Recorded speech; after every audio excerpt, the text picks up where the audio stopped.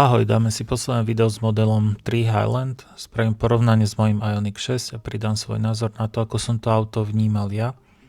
Niektoré veci má Tesla vynikajúce, v iných vidím priestor na zlepšenie. Poďme teda na to. Ak ste nevideli predchádzajúce videá, Teslu som mal prenajatú na celý víkend a najazdil som s ňou 600 km. Chcel som si Model 3 Highland poriadne otestovať, či by mohla byť novým doplnkom do firmy. Zároveň som bol zvedavý, ako sa Tesla za tie roky posunula ďalej. Skúsil som kombináciu diaľnic, okresiek okolo Malých Karpát a samozrejme poriadne som sa s tým autom vyhral.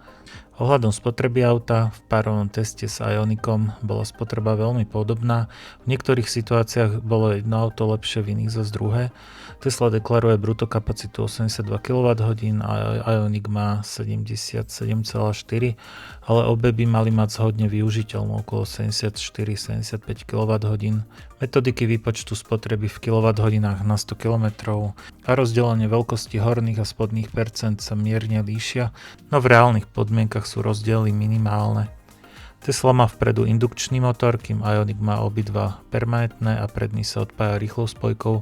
Výkon Tesly je papierovo síce vyšší, ale pri zrýchlení vo vyšších rýchlostiach nebolo voči Ioniqu v šport mode vidieť prakticky žiadny rozdiel. Je to asi preto, že Tesla si necháva pre auto rezervu na príplatkové navýšenie výkonu cez Acceleration Boost. Ioniq umožňuje viac prispôsobení, rekuperácií či jazdných režimov. Na diaľnici zvyknem používať Eco Normal a ak potrebujem výkon prepínam do Sport alebo Custom My Drive režimu. Pre jazdu na ľade a snehu má zase Snow režim. Tento level prispôsobenia mi v Tesle trochu chýbal, čiastočne sa dá riešiť ale cez Sexy Commander. Čo sa týka nabíjania, tak pri nabíjaní je Model 3 Highland s LG batériami o niečo pomalší v porovnaní so 400V konkurenciou. Rozsah 10x80 zvládne približne za 33 minút na Superchargeri verzie 3. Aj keď Tesla proti minulosti vylepšila nabíjaciu krivku, vidím tu veľký priestor na zlepšenie. Na čas 18 minút pri 800V architektúre sa toto vôbec nechytá. Autopilot Tesly prešiel minulé roky na Vision Stack a v základných funkciách je stále solidný, no on stále pracuje v režime buď vodič alebo autopilot. Chýba mi možnosť súbehu, kde by som mohol jemne korigovať pohyb vozidla, ako to majú iné autá. Napríklad vyhnúť sa cyklistovi vyjazdeným kolajam na ceste alebo autu na krajnici bez vypnutia pilota. Pri predbiehaní cyklistu alebo v zákrutách som si všimol zbytočné falošné výstražné upozornenia na auta napríklad v protismere. Ak by som Teslu vlastnil, určite by som si obstaral AI zo Sunny Pilot, ktorý väčšinu týchto neduhov odstráni. Netreba ale zabúdať, že vstavané systémy v Ioniq 6 tiež nie sú dokonalé. Tam ma tiež zachránil tento systém. Čo sa mi páči na Tesle, tak je jednoznačne aplikácia, aj keď aplikácia Ioniqu je použiteľná, spoľahlivá. Tesla je ale o krok ďalej, reakcie sú v reálnom čase, Sentry režim je geniálna funkcia, kde sa dá pozrieť živý prenos zo 6 kamier auta. Niečo také iné autá v Európskej únii nemajú. Ďalej musím pochváliť Frank, úložný priestor pod kapotou, ktorý je v Tesle priestrannejší než v Ioniqu pri štvorkolke.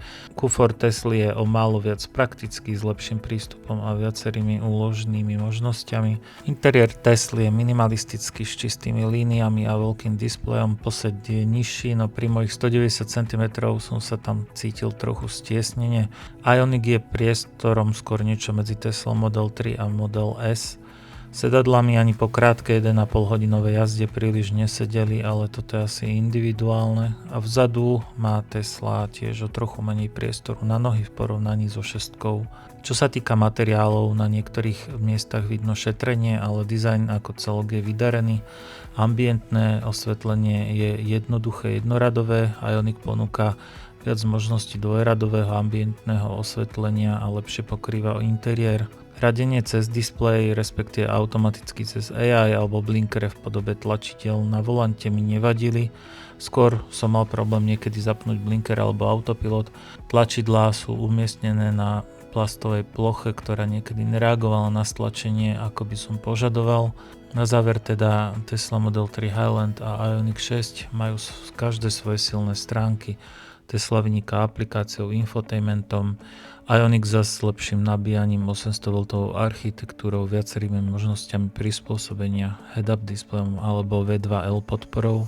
Zvlášť pri facelifte Ioniq 6, kde je o 7 kWh väčší akumulátor, nový hardware CCNC infotainmentu, alebo je tam kompletné V2X od Vehicle to Home po Vehicle to Grid a iné ďalšie vychytávky. Pre mňa osobne je aj súčasný Ioniq 6 ideálnym kompromisom medzi Teslou a klasickým autom, no uznávam, že Tesla má vo svojom segmente čo ponúknuť a v niektorých oblastiach nastavil latku poriadne vysoko. Týmto videom si teda sériu o Tesle ukončíme a budeme sa venovať iným autám.